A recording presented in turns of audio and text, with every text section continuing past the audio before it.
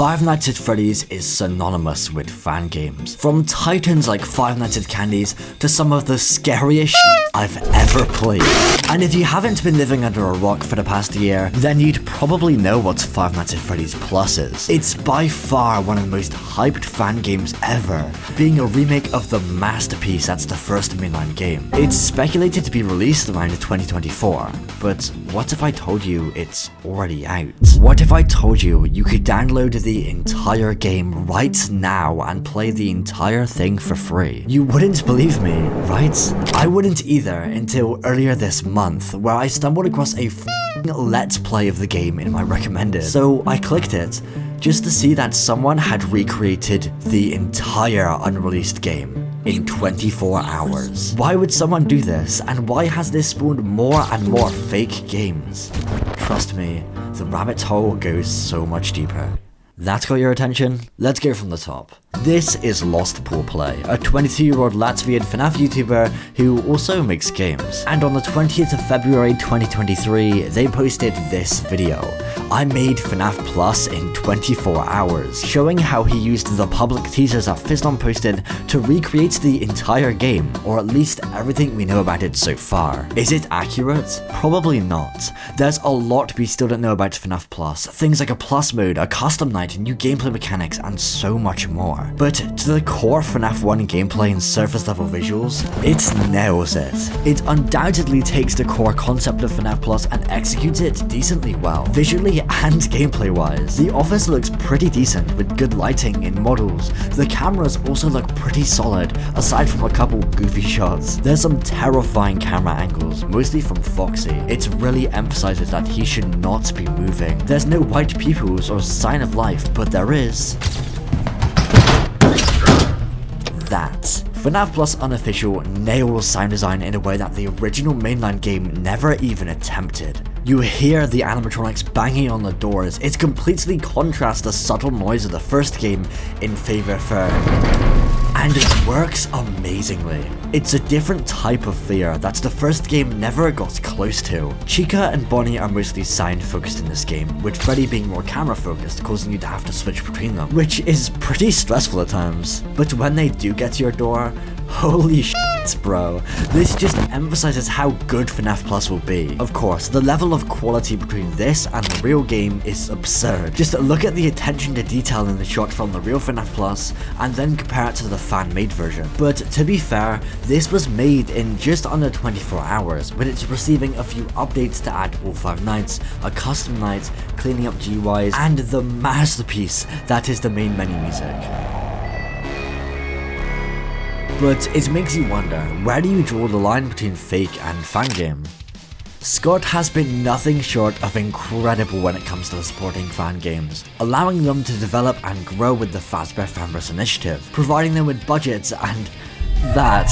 But remaking the main series for free is not allowed. For example, FizzLon's FNAF 2 OS. This is a remake of FNAF 2, but it's meant to be open source to allow newer FNAF fan game devs to learn from an incredibly useful resource. And this is by all means a fan game. It's got unique assets, a redesigned office, and the cameras look amazing. But holy is it copyright infringing? And wow, have I overused this bit. Scott has a history of stepping in when you use his original IPs, which is 100% fair. Another example, putting aside how much I hate this game, Scott temporarily took it down because the main character looked too much like the Freddy we all know and love. But this isn't at all a recreation of a FNAF game, it's a unique IP, so it's blurry where this line of original work to what the fuck drawn. But it begs the question, what does FizzLon think? Ultimately, it's his property. He's worked on it for the past 3 years, just for someone to make a copy and get thousands of downloads. He doesn't care. Well, he actually didn't know it existed until his FNAF Week charity stream, where he raised over $10,000 for the Trevor project. In the stream, someone donated asking FizzLon if they were aware of the fan-made FNAF Plus game, and he said this. Your thoughts on FNAF Plus fan copies that have been released?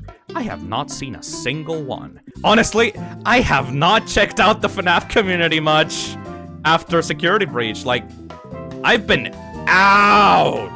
If people are making their own copies, fan copies of FNAF Plus, more power to them. Calling FNAF Plus Unofficial a fake game does not feel fair. It's so high quality for what it is, but it's still copyright infringing in the FNAF 1 IP, while being a free unofficial demo of a paid game that isn't out yet. It's just too similar to FNAF Plus, which is exactly what the game was going for. It's even tricking the iPad kids into thinking that the game is out, which isn't exactly a high bar, but that's the reason why this isn't on Game Jolts. It would get taken down for copyright infringement, and that's the reason why this game is only downloadable via Telegram.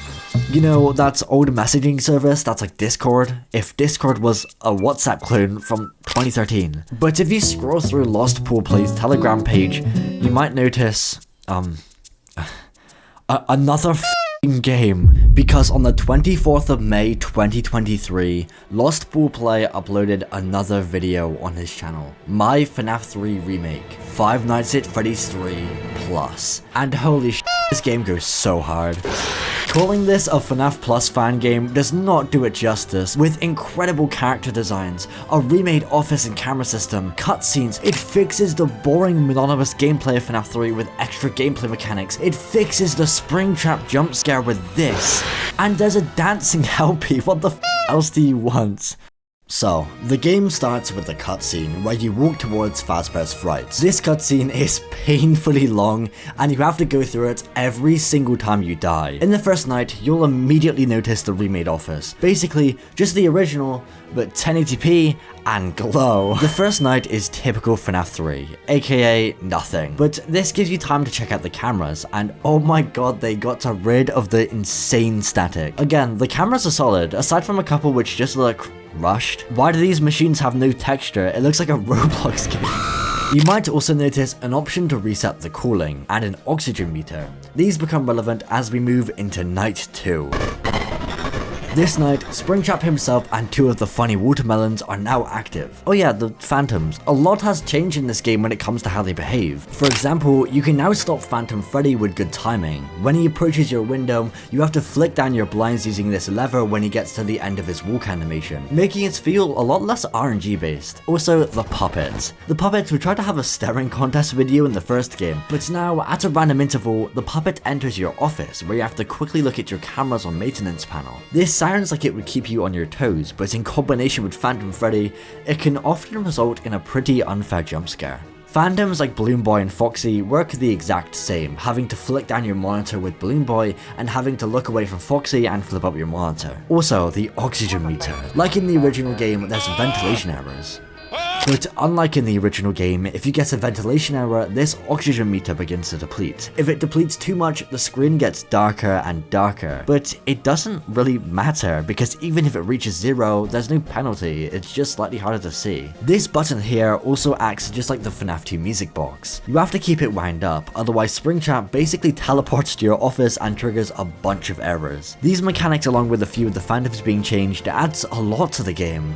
Oh yeah, Springtrap. The design of Springtrap was fully modded by Lost Pool Play, and it looks amazing. Of course you can never top the original design, but I love how this model really emphasizes William Afton's corpse. It isn't at all afraid to show it, and it looks amazing, especially in the jump scare. When you finally beat Night 5, you're presented with this ending.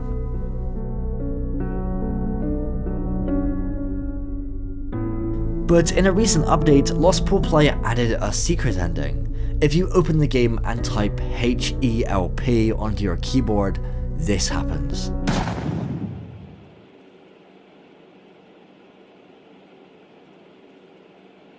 Hello? Tell me, do you want to see my house? They were nice, my boys.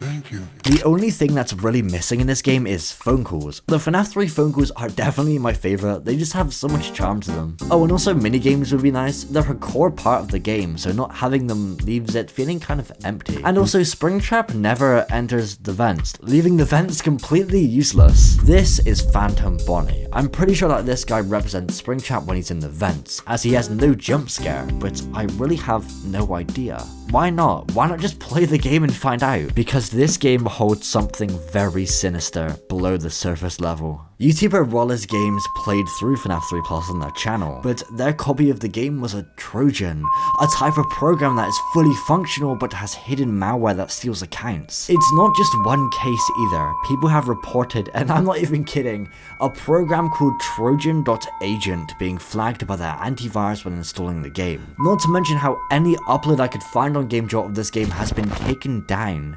It doesn't make sense. This guy has 77,000 subscribers. He has everything to lose by adding something like this in the game.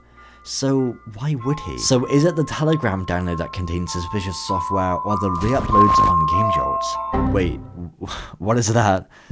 FNAF 4 Plus. Lost Ball Play's FNAF 4 adaptation is currently in development, with us having a few sneak peeks. I love the small details like the Freddy plush, and it's more accurate to what a room would look like in 1987. There's even a brick computer. It has so much more personality than the original. This was all handmade in Blender too.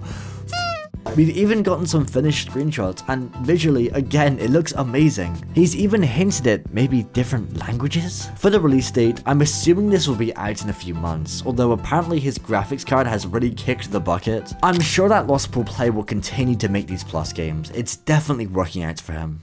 But there's one massive issue, because people are starting to believe that this is the real game, especially the YouTube videos using it as clickbait that do not help, not to mention the Let's Plays that are exploding. Channel was going from 100 to 25,000 subscribers in a matter of days because of this game. Look at the comment section on these videos. It's either, wow, this is close to the real thing, or it's out. Hell, this game is so massive that when you search FNAF Plus, the unofficial version takes up 7 out of the 10 top spots. Even though these fan games may be fake and copyright infringing, it's just bringing more hype to a game that definitely deserves it. It's not like the game is trying to trick people. It explicitly states that it's a fan-made recreation.